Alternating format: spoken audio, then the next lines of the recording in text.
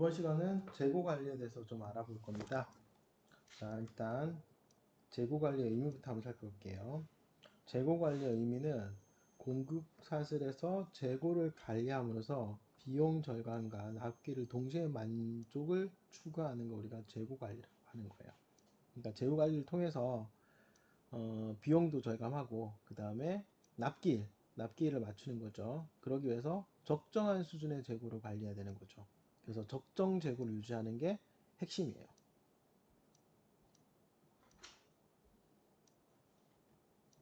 그래서 적정 재고를 유지하는 게 핵심이다. 그래서 과학적이라는 거는 수치적 분석을 통한 거예요. 그래서 정량적 분석이라는 거죠. 정량적 어느 정도까지 유지해야 되느냐. 그래서 과잉 재고나 또는 품절을 방지하기 위해서 적절한 재고를 우리가 조절하는 거를 우리가 재고 관리라고 보시면 돼요. 그래서 넓은 의미의 재고 관리는 유통 전반에 해당되는 재고 분배를 최적화하는 거고, 좁은 의미의 재고 관리는 물류에서 얘기하는 거죠. 물류에서 어떤 특정 거점에, 물류 거점 지역에 재고의 수량 관리인 거예요. 그래서 넓은 의미는 기업 전반적인 의미고요. 기업에서 뭐 원자재라든지 완제품이라든지 이런 것들에 대한 전반적인 분배의 최적화를 얘기하는 거고, 좁은 의미는 물류 과정이라 생각하면 돼요. 물류 과정에서 상품 또는 제품이 어떤 특정 창고, 거점이죠. 창고에 어느 정도까지 유지될 수 있느냐, 이런 것들이 좁은 의미의 재고 관리라고 보시면 돼요. 그래서 사실 기업은 재고를 없애는 거죠. 왜 그러냐면 이 재고가 결과적으로는 비용이잖아요. 비용. 여러 가지 비용들을 발생한다는 거예요. 그래서 재고를 없애는 게 핵심이에요. 그렇다고 재고를 100% 없애게 되면 물량 부족이 발생되는 거잖아요. 그래서 적절한 수준의 재고를 유지하는 게 핵심이고, 그러기 위해서는 이 재고 자산의 회전율을 우리가 정확하게 파악해야 된다는 거예요. 그래서 재고 관리 효율성을 판단할 때는 판단하는 어떤 지표로서는 이 재고 자산의 회전율이라는 거죠. 얼마나 물건이 많이 빠지고 많이 들어오느냐, 회전율이 얼마나 좋으냐를 가지고 재고 자산의 어떤 그 효율성을 대표하는 지표라고 보시면 돼요. 그래서 결국은 회전율이 빠른 거죠. 우리 식당으로 따지면 들어오는 손님이 빨리 먹고 빨리 나가는 거예요. 그게 식당에 가장 많이 돈 벌 수 있는 거잖아요. 온 손님이 식사를 천천히 하고 회전율이 낮게 되면 어차피 시간과 공간은 정해져 있는 거니까 그만큼 수익이 떨어지게 되는 거죠. 그래서 재고를 줄여서 재고 기한을 단축해서 무재고용, 지트라 그랬죠. Just in time. 생산하고 생산되게 바로 팔릴 수 있는, 이게 바로 재고 관리의 목표라 보시면 돼요. 그래서 재고 관리의 주요 업무는 재고량을 적절하게 관리하는 것. 그러기 위해서는 발주, 반입, 검품, 보관, 출하, 그 다음에 이런 것들의 품질 관리까지 다 포함되는 거예요. 그 다음에 재고 삭감, 재고를 줄이는 게 목표예요. 이게 목표죠. 그 다음에 고객 서비스 수준과 경제성을 고려해서 적절한 수준 재고량. 기업은 재고를 없애고 싶어 하고, 재고가 없으면 물건 부족이 발생될 수 있으니까 재고를 적절하게 유지하자. 이게 바로 재고 관리의 핵심적인 부분입니다. 그래서 기업에서의 제조업 측면에서 어떤 재고 관리는 어떤 부가적인 품목을 정확하게 파악하고 그다음 입출고량 확인하는 관리 업무 정도 생각하시면 되고, 이게 창고업에서는요, 제조업이라는 거는 제조를 하잖아요. 그래서 원재료도 있고 그 다음에 상품도 만들어지고 그 다음에 중간 상품도 있잖아요. 음, 중간 상품들, 뭐 부품도 있을 수 있고, 이런 것들이 총체적으로 관리하는 거잖아요. 원재료의 재고 관리, 부품의 재고 관리, 중간 상품의 재고 관리, 상품의 재고 관리가 포함되는데, 창고는 되게 간단해요. 창고는 어떤 물품인지 관계없죠. 들어오는 양, 나가는 양이에요. 그래서 입고량하고 출고량만 해당되는 거죠.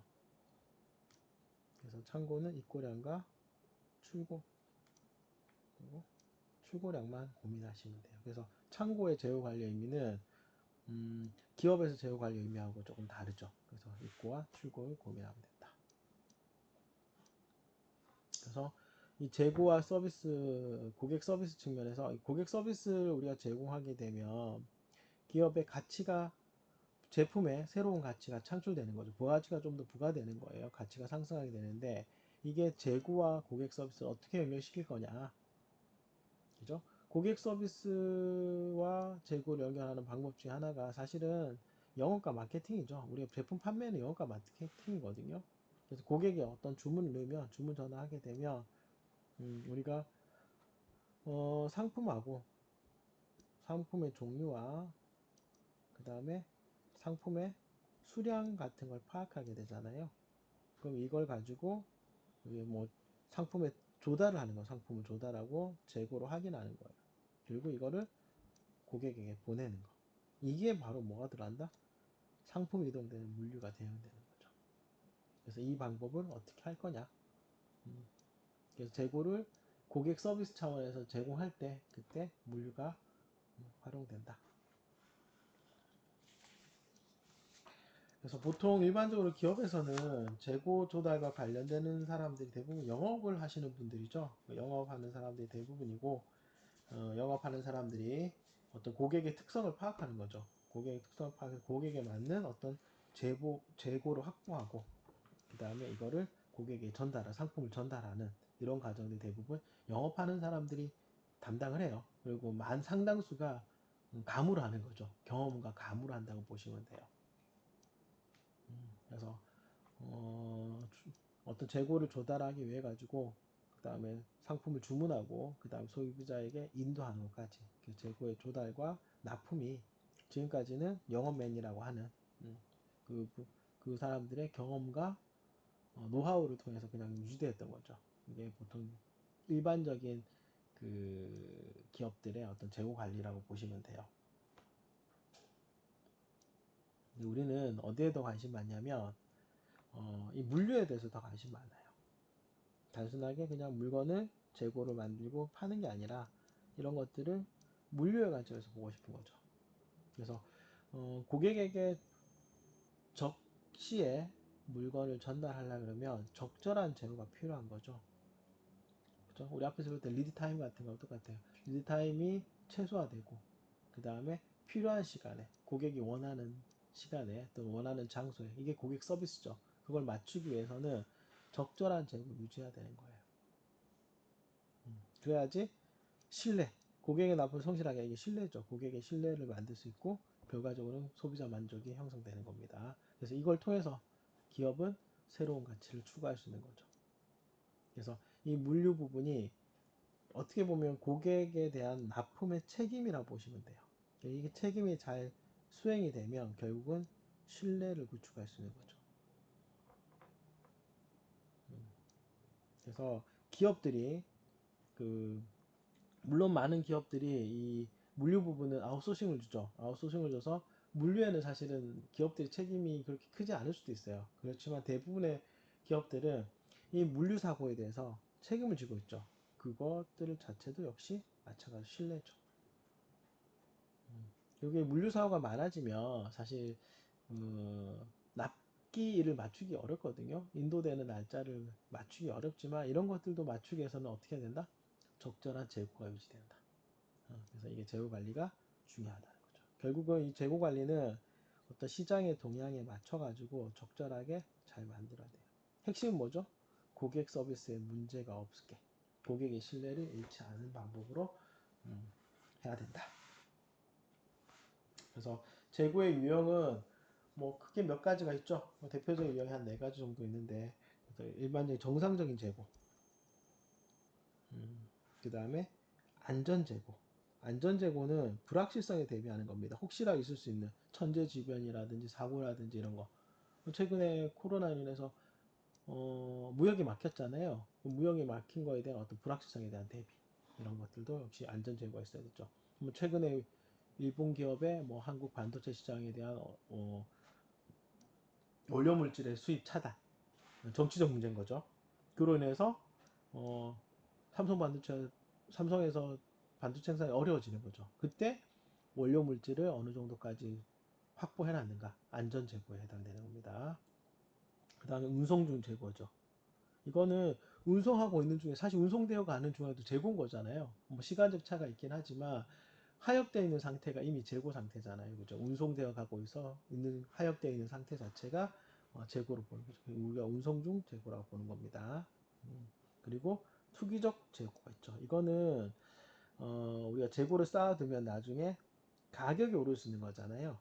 장래에 가격이 상승될 수 있는 거는 미리 매점 매석하는 거잖아요. 미리 싸서 사가지고 쌀 때 사서 창고에 보관해 두는 거잖아요. 그런 거 우리가 투기적 재고라고 부르는 거예요. 주로 뭐 여러 가지가 될 수 있을 텐데 뭐 금이나 이런 것들 기금속들 이런 것들도 거기에 해당되고요. 뭐 이런 것들도 뭐 투기적 재고에 해당되죠. 그 다음에 농산물도 마찬가지죠. 생산될 때는 싼데 시간 지나고 생산이 안 될 때는 비싸지잖아요. 그런 것들도 투기적 재고에 들어가요. 그 다음에 재고의 기능에서 보면은 기업에서 재고는 이런 거죠. 규모의 경제를 가능하게 하는 겁니다. 적절한 재고는 지속적으로 어떤 뭐 원료를 제공할 수 있는 거고 지속적으로 반제품을 제공할 수 있는 거기 때문에 규모의 경제를 달성하는데 중요한 역할을 해요. 그 다음에 뭐 구매 가격 할인을 대량 구매를 하는 경우 대량 구매한 다음에 재고 쌓아두면 되죠. 대량 구매하면 가격이 싸니까 재고를 쌓아두면 되는 거니까. 그 다음에 운송비 하나씩 운반하는 거라 어차피 자동차 운송비용이 동일하다면 많은 양을 싣고 오는 게 더 낫잖아요. 그래서 대량 운송을 하는 경우 이런 거는 규모의 경제에 해당되죠. 그 다음에 수급 조정 혹은 생산 조절을 할 때도 역시 재고를 쓰는 겁니다. 계절적인 이유 때문에 뭐 농산물 얘기했던 것처럼 수급 조절을 위해서나 또 생산 조정을 위해서 역시 재고를 쓰게 되고요. 그 다음에 예상치 못한 일들 안전 재고가 여기에 해당되는 거죠. 예상치 못한 일들이 발생되거나 또 유통기간 중에 뭐 파손이 될 수도 있어요. 또는 경쟁이 심화된다든지 이럴 때 원자재 공급의 갑작스러운 중단, 이번에 일본 사태와 마찬가지죠. 생산 라인의 정지, 그죠. 그다음 수요의 이상 패턴, 그다음 트럭의 고장 이런 우리가 예상치 못했던 거에 대한 문제들 이런 것들도 역시 재고를 이용해서 해결할 수 있다는 겁니다. 그 다음에 적정 재고와 재고 비용에 대해서 조금 볼게요. 그래서 사실은 기업에서 재고량을 결정하는 가장 핵심적인 부분은 비용을 최소화하는 거죠. 앞에서 살펴봤던 여러 가지 재고의 기능을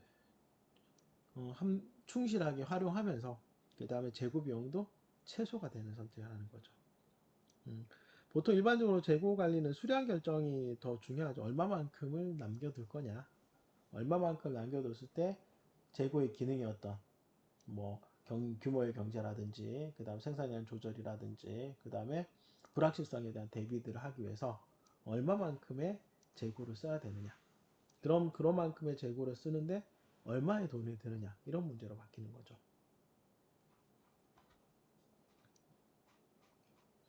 그래서 적절한 재고 배치, 그 다음에 이거 재고는 여러 가지 문제들 재고 자체가 비용을 발생시키기 때문에 재고가 많은 경우는 비용이 커지는 거고요. 그 다음 재고가 부족하게 되면 음, 또 판매를 못하게 되는 거죠. 품절 사태가 일어나니까. 그래서 어떤 투명한 시장 상황도 우리가 파악이 되면 적절하게 파악할 수 있고, 그 다음에 팔리지 않는 물체들은 우리가 재고를 만들지 않는 거죠.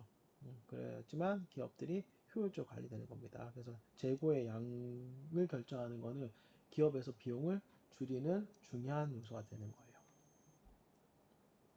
그래서 재고와 관련되는 비용을 최소화하고 고객 서비스를 증대하면 기업의 이익과 기업 가치 또는 고객의 제품의 가치가 증대되는 겁니다. 그래서 재고 비용 보면은 재고 비용 크게 세 종류입니다. 재고 유지 비용이 있고요. 그 다음에 주문 비용, 그 다음에 품절 비용이죠. 사실 이 품절 비용은 기회 비용하고 비슷해요. 우리가 품절 났을 때 못 팔아서 생기는 손해거든요. 재고가 없는 판매기에 잃어버린 거에 대한 비용이기 때문에 사실은 판매를 못하는 거에 대한 기회 비용이에요. 그래서 경제적 상황으로 봐야 되니까 기회비용도 확인해야 됩니다. 그래서 또는 생산 라인, 뭐 원자재를 재고가 부족해 생산 라인이 정지됐다. 그럼 생산 라인 정지로 해서 발생되는 손해 이런 것도 우리가 품절 비용이라고 불러요. 그 다음 주문 비용은 주문을 받거나 하는 인건비들, 그 다음 각종 서류 비용들, 이거는 운영 비용이죠. 그죠? 운영 비용이 됩니다. 그 다음 재고 유지 비용은 말 그대로 거의 뭐 창고 비용이라고 보셔도 돼요. 창고 비용이죠. 제품을 재고로 유지하는 데 들어가는 비용이에요. 그래서 보관료도 들어있고 창고 비용이죠. 취급 비용, 하역하는 데, 보험 혹시나 어떻게 될지 모르기 때문에 세금. 그 다음에 이게 뭐 물건들마다 좀 다르겠지만 어떤 물건들은 노화가 일어나는 경우도 있거든요. 노후가 일어나는 경우가 있어요. 뭐 녹이 쓴다든지 제품에 멸실이 생길 수도 있고요. 그죠? 그렇게 되면은 그 비용도 사실은 비용이, 이것도 약간 기회비용의 성격이 강해요. 그래서 보통 요거 비용, 제조 비용이라든지 재고 비용에 대해 좀 더 정확하게 계산하는 방법들이 몇 가지 있으니까 뒷부분에 좀 살펴볼 거예요. 그래서 재고 비용을 이야기해서는 재고 유지 비용하고 그다음 주문 비용과 품절 비용을 다 포함해야 된다. 이걸 다 포함해서 우리가 재고 비용이라고 본다. 그러면 이 모든 것들 포함한 재고 비용을 어떻게 만들게? 최소가 되게 만드는 것들이 적절한 재고 관리다. 그래서 재고 유지 비용을 낮추기 원한다면 주문 비용과 품절 비용이 증가하게 되죠. 왜냐하면 유지하는데 많은 양의 돈을 쓴다. 그러니까 재고가 많다는 얘기죠. 재고가 많아지면 품절 비용은 못 팔아서 생기는 것들이니까. 그 다음에 주문 비용도 많이 생기는 거죠. 우리가 추가적으로 주문을 하기 때문에 이런 것들이 증가하게 되고, 품절 비용을 낮추고자 하면 품절 비용을 낮추고자 하면은 못 팔을 때 생기는 손해잖아요. 그걸 낮추기 위해서 뭐가 증가하게 되는 거죠? 주문 비용하고 재고 비용이 늘어나는 거잖아요. 그죠? 재고 비용을 낮춘다라는 거는 재고량을 줄이니까, 재고량을 줄이면 주문 비용이나 그다음 품절 비용이 증가할 수밖에 없는 거죠. 그다음에 주문 비용을 낮추고자 하면 주문 비용을 낮추고자 하면 재고 유지 비용이 증가하고 품절 비용 감소하는 거죠. 그죠? 요 관계들이 생겨 서로 상충 관계가 생기는 거예요. 그러면 어떤 걸 증가시키면 어떤 걸 낮아지고 어떤 걸 낮추면 어떤 걸 증가하게 되는 거죠. 이런 상충 관계를 어떻게 하게? 어, 합쳐서 총합이 항상 최소가 되게 선택하는 게 올바른 재고 비용이다. 그래서 여기 재고 모델을 하나 소개할 겁니다. 그래서 오늘은 재고 비용을 살펴보고, 재고 모델이 이코노미 오더 퀀터티 모델이라고 해서 EOQ 모델이라고 있어요. EOQ 모델은요, 이 주문 비용하고 그 다음에 재고 유지 비용하고요, 비용을 합쳐서 이거를 총 비용, 총 재고 비용이라고 보는 거죠. 그쵸? 품절 비용이 뺀 거예요. 그래서 이걸 만들고 결과적으로는 이 총 재고 비용을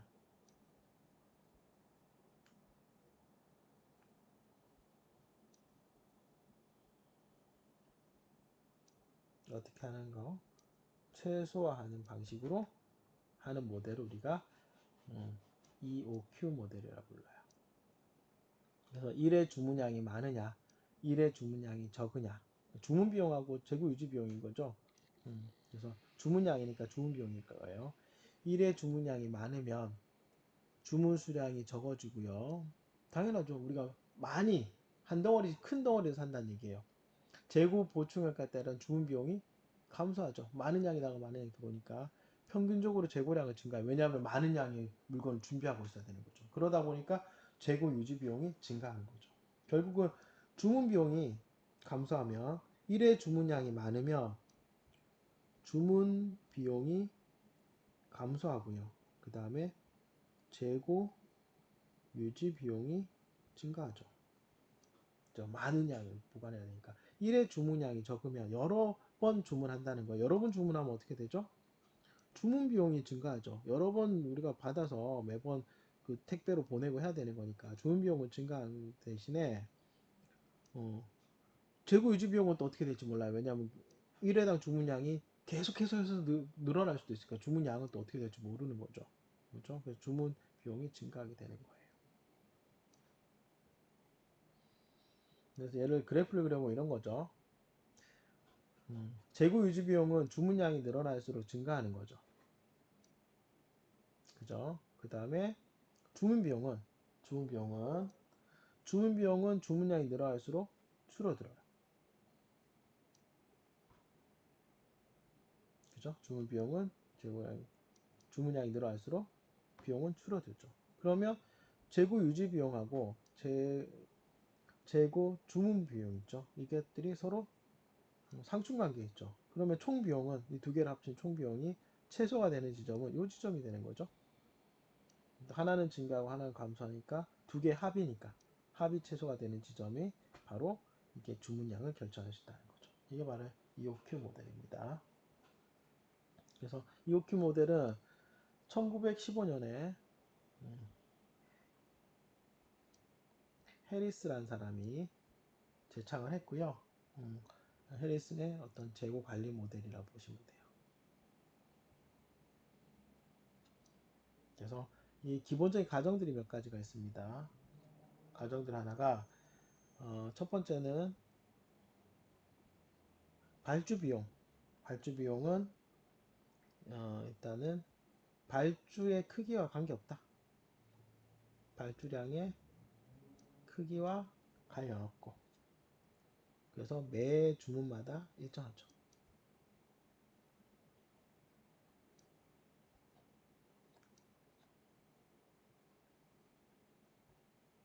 이런 과정이 있어야 되죠. 그렇지 않으면, 왜냐하면 발주량 크기가 달라지면 그 비용이 또 달라지는 거잖아요. 그죠? 그래서 두 번째는 재고 유지비는 재고 유지비는 발주량하고 비례하는 거예요.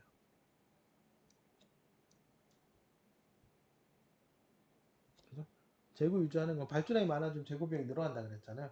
그리고 구입 단가는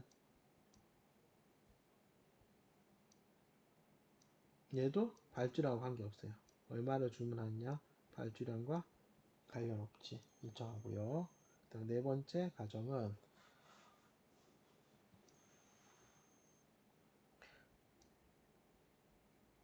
그리고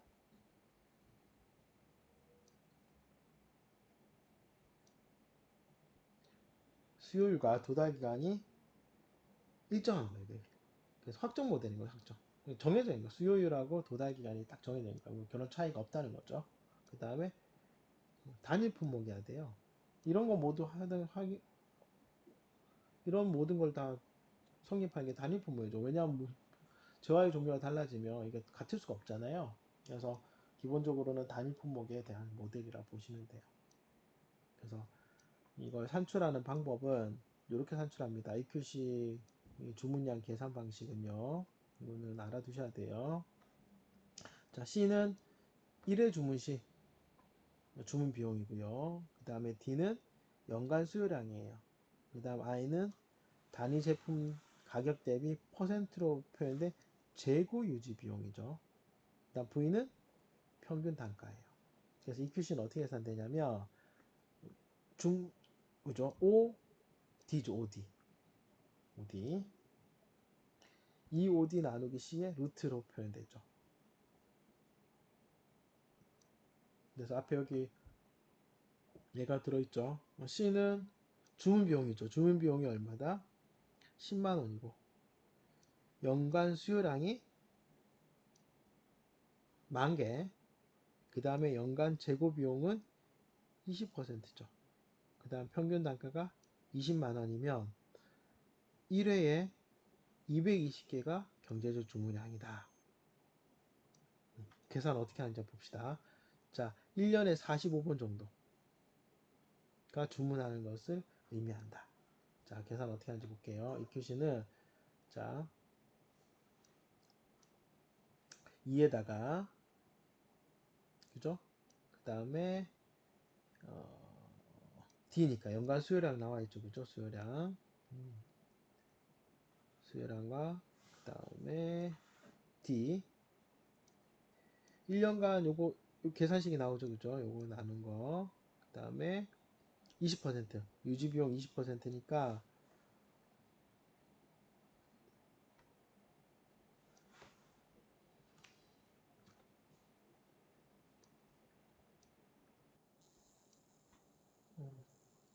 여기 좀 잘못 나와 있죠? 여기 보니까 이게 C가 아니고 O죠.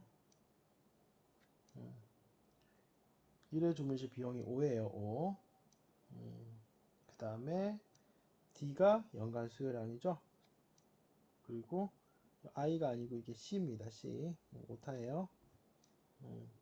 그래서 재고 유지 비용이죠. 이게 재고 유지 비용이고, 이 재고 유지 비용은 어떻게 계산되냐면 단위 제품 가격 대비 퍼센트로 표현된 거죠. 그래서 이거는 어떻게 계산되냐면 재고 유지 비율에다가 그 다음에 제품 평균 단가로 계산이 돼요.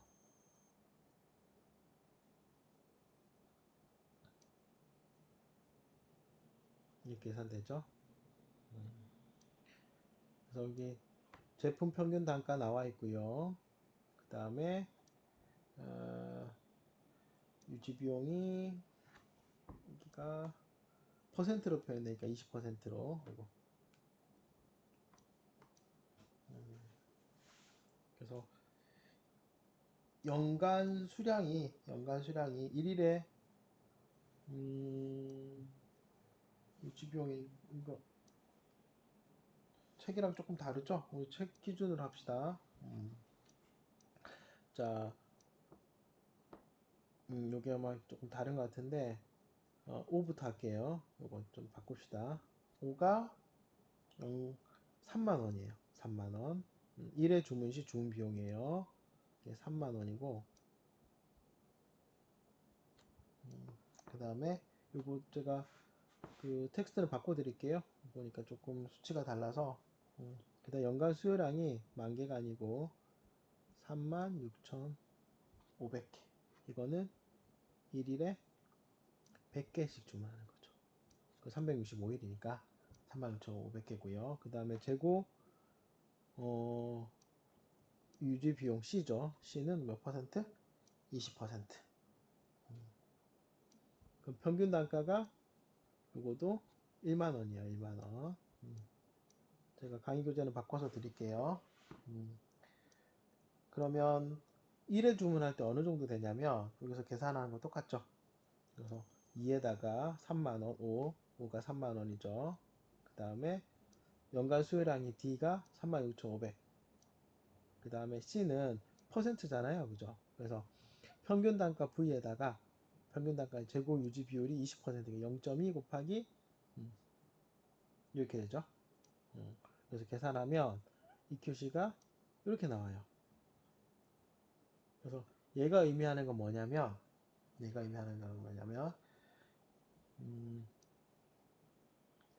1회에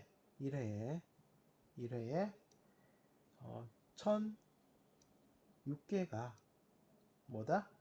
경제적이라는 게 뭐죠?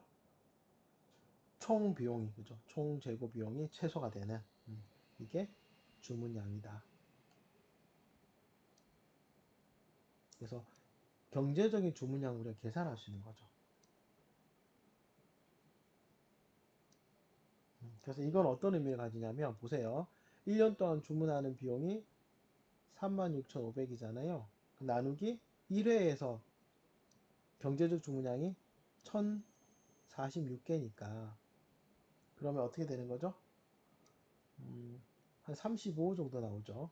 이 얘기는 무슨 얘기냐면 1년에 35번 정도 주문한다. 이런 의미를 가져요. 그럼 우리가 중요하게 생각했던 거 주문량하고 주문 횟수들이 쉽게 계산이 되는 거죠. 이게 EQC 모델입니다. 그래서 이게 강의록이 조금 잘못되어 있으니까 이 수치는 제가 바꿔서 올려놓도록 하겠습니다.